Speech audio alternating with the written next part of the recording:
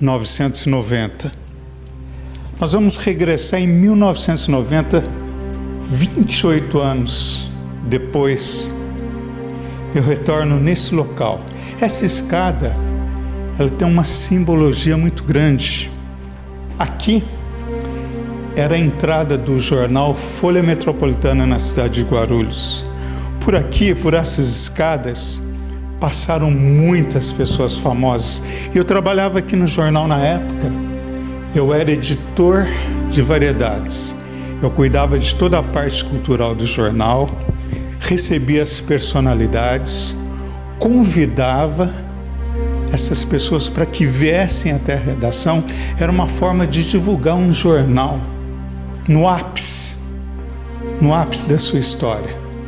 Aqui, nessa redação, que hoje funciona como um depósito de materiais, ali em cima, vários jornalistas, brilhantes jornalistas, que hoje estão em vários órgãos de comunicação, começavam aqui as suas carreiras. E eu também começava a minha carreira jornalística. E nesse local, por essa escada, subiram duas pessoas que você conhece.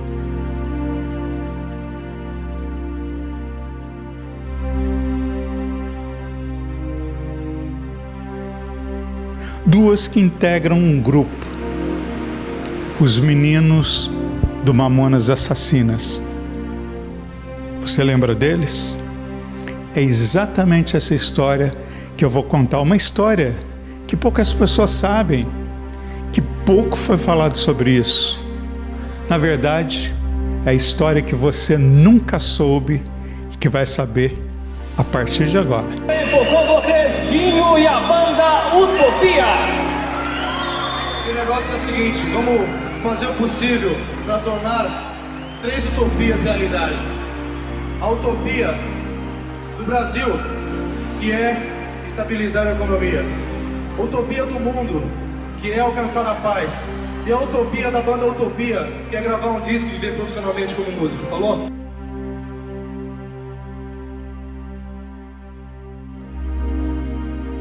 Essa era a Folha Metropolitana nos anos 90. Todo esse prédio aqui, nessa parte superior, acontecia a Folha, a redação. Essa parede de cimento, concreto, que bloqueou a entrada da Folha, que era aqui a entrada principal, não bloqueou a história que tem aqui. Alguém precisava contar isso para você. Alguém tinha que dizer isso, porque aqui subiram jornalistas brilhantes. Alguns já partiram, foram para Deus, mas deixaram um legado de informações muito importante. Eles contribuíram com uma sociedade. Eles fizeram a sua parte. E a gente resgata, claro, evidente. E por essa porta, assim como os jornalistas, as personalidades, aqui subiu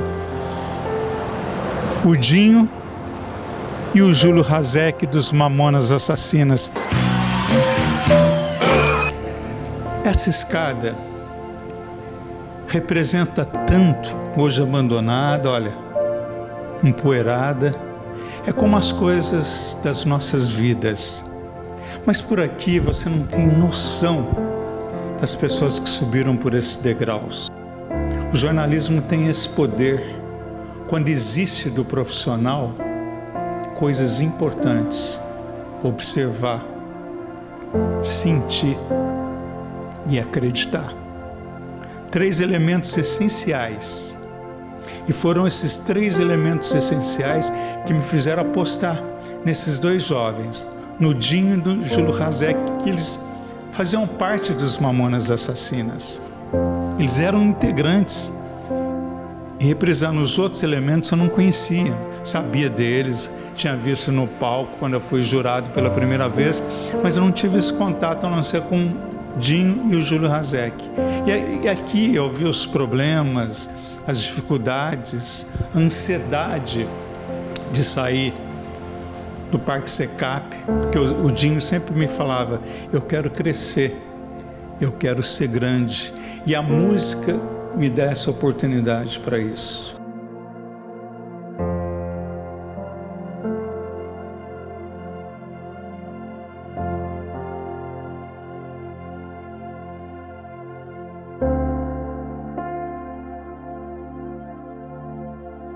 É o seguinte, as coisas mudam, os anos passam e apagam parte de uma história, mas a gente consegue reconstituir, porque o grande trunfo é a nossa memória, a memória de quem viveu, testificou e traz de volta para você, revivendo uma situação. Aqui, por exemplo, você está vendo esse monte de caixa. William, chega mais aqui, mostra aqui, ó. Aqui você está vendo, é uma porta.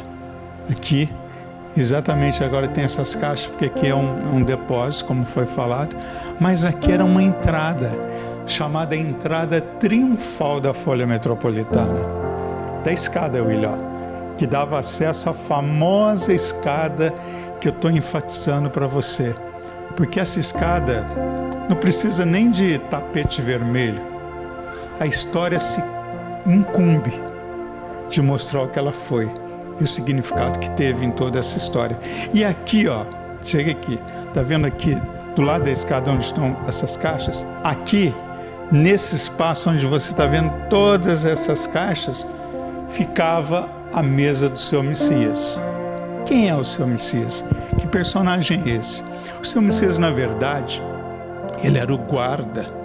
Logicamente, ele controlava as pessoas que subiam para a redação, tinha que passar por ele, então ele, logicamente, ele interfonava lá para cima e dizia, olha, o seu Messias, na verdade, ele era o guarda. Logicamente, ele controlava as pessoas que subiam para a redação, tinha que passar por ele, então ele, logicamente, ele interfonava lá para cima e dizia, olha, fulano está aqui, sobe, não sobe, aguarda, tinha um sofá aqui, e a pessoa teria que aguardar toda aquele jeito metódico do seu Messias, muito eficiente. Não sei se ele continua vivo, mas de qualquer forma ele faz parte dessa história. E o seu Messias era uma lenda, porque se entrasse por aquela porta e não passasse pelo seu Messias, porque muita gente fazia exatamente isso aqui, ó. Vou explicar para você. Ele entrava por essa porta e seguia, ó. Subia as escadas. Quando ele estava exatamente aqui, o seu Messias, opa, tinha que dar atenção. Então a pessoa voltava e vinha falar com o seu Messias. E dentre essas personalidades, políticos, convidados, enfim, pessoas de vários segmentos da vida social de Guarulhos passavam por aqui. E exatamente 2 meninos, magricelos, de olhar assustados, chegaram aqui para falar com o seu Messias. Quem eram eles? O Dinho e o Júlio Hazek, os integrantes do grupo Mamonas Assassinas. Mas na época não era Mamonas Assassinas. Em 90 chamava-se Utopia. Algumas pessoas achavam um nome difícil, e eu também, como editor de variedades de cultura, falava para eles, mas Utopia, mas tudo bem, respeitável. E os 2 meninos chegaram aqui. Então eles foram falar com o seu Messias me comunicou. Olha, Sr. Walter, tem 2 meninos aqui, um fala que é Dinho, outro diz que é Júlio, e eles querem falar com o senhor. Exatamente aqui, ó. William, sobe comigo. William, você pode subir, pode ficar aí? E eu desci, falei, porque geralmente as pessoas que vinham, e quando ele diz quem é, e eu desci e vim exatamente aqui saber quem eram esses 2 rapazes.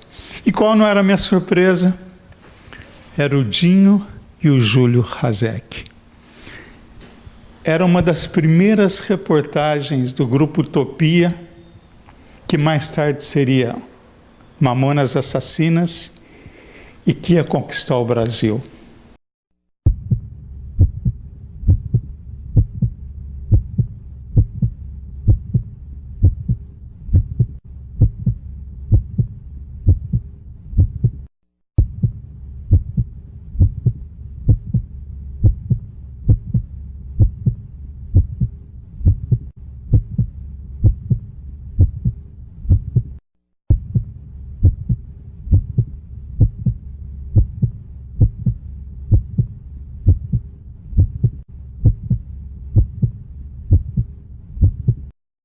1995.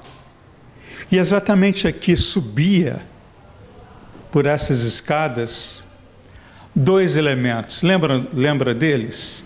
O Dinho e o Júlio Hazek, sempre os dois.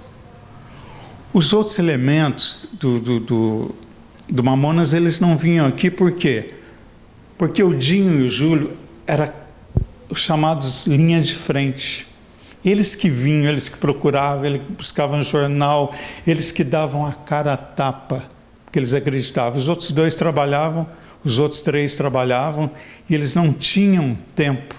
Então o Júlio e o Hazek, eles vinham. Depois eu fiquei 1 ano e meio sem vê-los. Eu falei, o que será que aconteceu com o grupo Utopia? Então a gente pula para exatamente nesse ano. Então, chegando aqui, quando o São Messias falou, o Júlio e o Dinho estão aqui, exatamente daí onde você está. Eu saí da redação, atravessei a redação e parei nesse ponto que você está e vi subindo aqui, ó, exatamente assim, o Júlio Hazek e o Dinho. Só que tinha um detalhe. Lembra que eu falei da percepção, perceber, sentir? Eles estavam tristes. É verdade, eles não estavam alegres, brincando, como eles brincavam, faziam piada, brincavam com o São Messias. Dessa vez não. Dessa vez eles estavam sérios. E eu vi o semblante dos dois e havia sim uma transformação. E eu disse para mim mesmo, o que será que aconteceu? Até então, até eu encontrá-los e cumprimentar, eu não sabia. Eles tinham chegado dos Estados Unidos. Lá nos Estados Unidos, eles tinham gravado o álbum como Mamonas Assassinas. O álbum que, depois de lançado 3 meses, estourou no Brasil. Virou febre nacional. Exatamente aqueles meninos que ficavam lá embaixo, esperando, que subiram essas escadas aqui da Folha, várias vezes, incontáveis às vezes, e eles estavam com um semblante diferente. Eu falei, o que será que aconteceu? E foi aí que o Júlio Hazek e o Dinho olharam para mim e disseram, palavras deles, as coisas mudaram, Walter. Hoje nós não somos mais o grupo Utopia. Mamonas Assassinas. Eu disse, Mamonas Assassinas? Mas que nome estranho é esse? Que loucura é essa? Ele falou, foi o nosso produtor que achou que seria esse nome. Mas eles continuavam tristes, acredite você. Eu sou a única testemunha e sou Messias desse momento. E eu levei eles para a redação.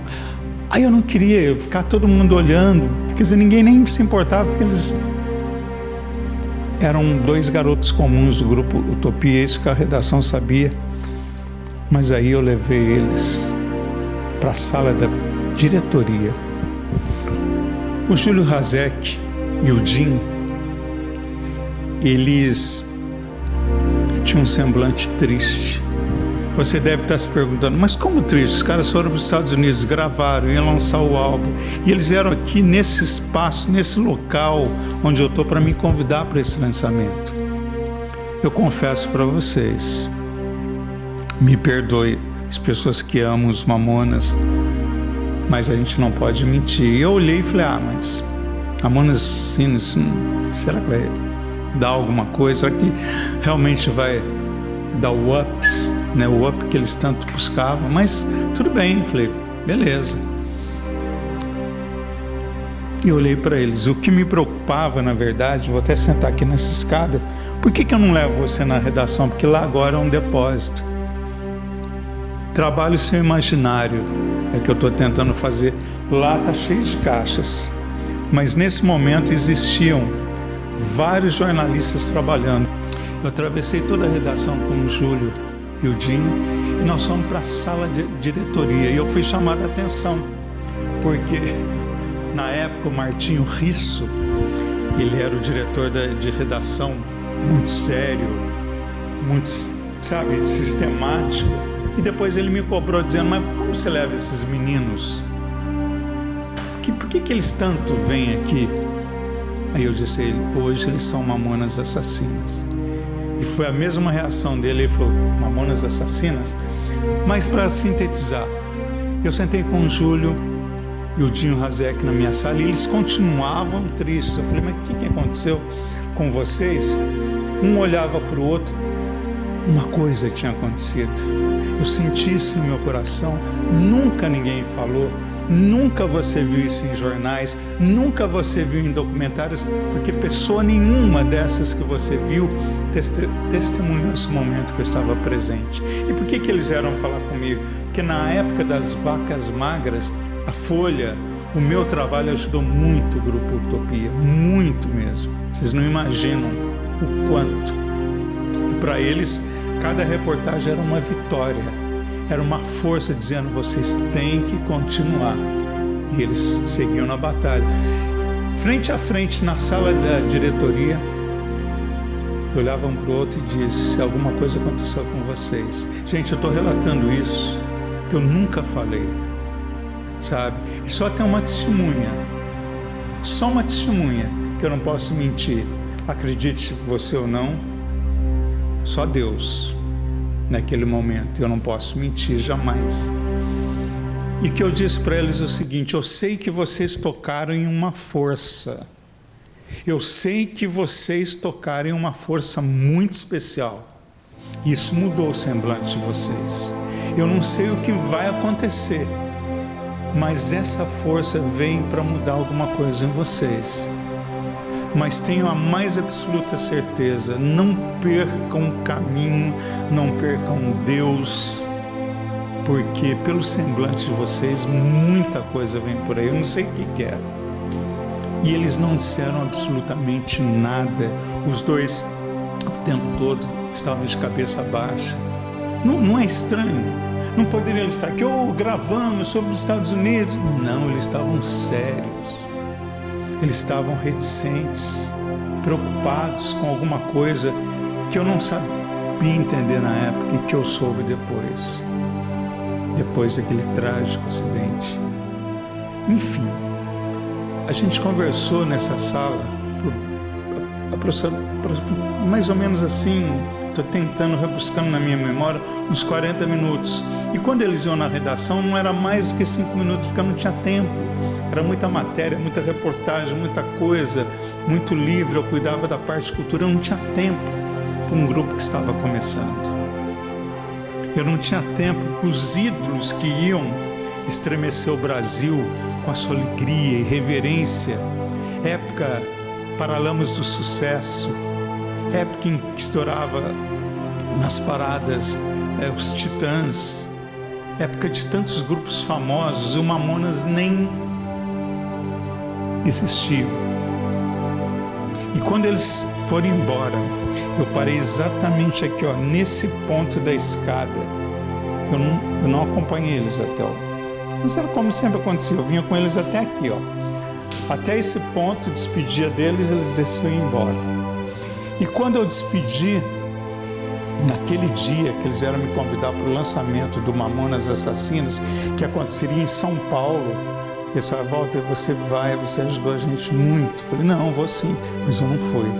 Não foi porque eu tinha muita coisa aqui nessa redação. E quando eles despediram e desceram por essas escadas, eu senti que alguma coisa estava indo embora. Não sei. Sabe aquela sensação de perda? De mim, não. Algo que eu não soube explicar. E é uma incógnita, um enigma que a vida traz para você, mas você tem que ter uma sensibilidade. Todos nós temos. A sensibilidade, a percepção é inerente a cada um de nós. Mas algumas pessoas têm isso muito mais aguçado, prestam mais atenção. E quando eles desceram por essas escadas, era um distanciamento tão grande, que eu pensei, meu Deus, eles continuam tristes. Por que isso está acontecendo? Por que isso está acontecendo? Tem um episódio que eu vou contar para você, que está acompanhando, aqui no Parque Secap, exatamente nesse ponto, o carro da Folha parou. Estava eu, o Dinho e o motorista. Eu tinha ido receber um prêmio em São Paulo e o Dinho cismou que queria nesse prêmio. Ah, eu quero ir. Falei, mas Dinho, precisa ir de smoking. E acredite, ele deu um jeito e conseguiu esse smoking e foi na festa. Mas só que ele era muito magricelo, muito apertado, o smoking era menor do que ele. Agora você imagina, ele tinha dificuldade para virar a cabeça, isso é um fato. E quando a festa terminou, que eu, motorista, nós íamos trazê-lo aqui, era mais ou menos umas 3 da manhã, porque essas festas demoravam 2h30, 3 horas, que era entrega de troféus, demora. Só para você ter uma ideia, a festa começou 10 da noite, foi embora.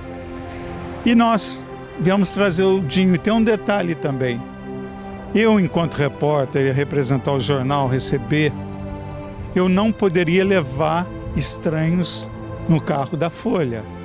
Era proibido, era uma norma da empresa. Mas eu conversei com o motorista, que era muito meu amigo, ele tinha saído comigo com muitas matérias, expliquei, falei, eu preciso levar, é um menino que está começando. E ele falou, ok. E ele concordou. Então ele foi no carro da Folha e voltou, nós íamos deixá-lo aqui. E estava uma névoa, 3 da manhã, uma névoa. E o carro estacionou, o Dinho agradeceu. Lá na frente, ali ele abriu os braços, agradeceu, voltou correndo, bateu no vidro do carro, desceu o vidro, ele disse, muito obrigado. Esse é o caminho que eu quero. É isso que eu quero para a minha vida. E é isso que ele conseguiu.